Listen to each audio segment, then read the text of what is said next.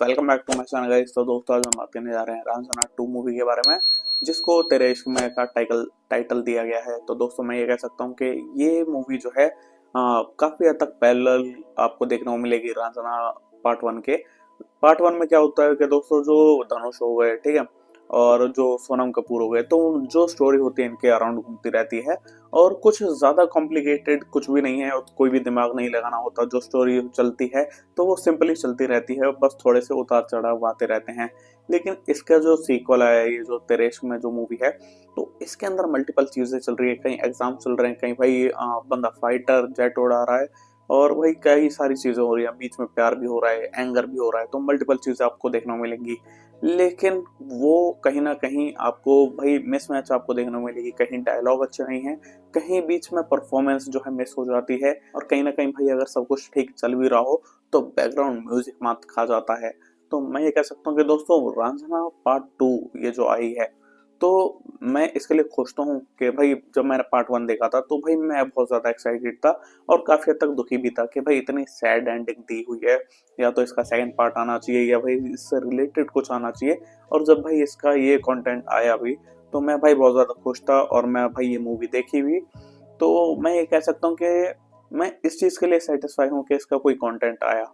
लेकिन इस कंटेंट से मैं सेटिस्फाई नहीं हूँ, क्योंकि जो पार्ट 1 था वो तो भाई हमें सैड एंडिंग देकर गया, लेकिन ये मूवी जो है ये हमें थोड़ा सा सैड फील इसलिए कराती है क्योंकि ये मूवी थोड़े और बढ़िया हो सकती थी। वहीं अगर आप धनुष की पहले की मूवी देखो जो इसी साल आई है, जैसे कि कुबेरा मूवी हो गई या फिर इडली कढ़ाई हो गई, तो उसमें उनकी डबिंग देखो, उस मूवी की स्टोरी देखो, उसमें भाई उनकी परफॉर्मेंस देखो, तो आपको खुद बहुत ज्यादा डिफरेंस आपको देखने को मिल जाएंगे।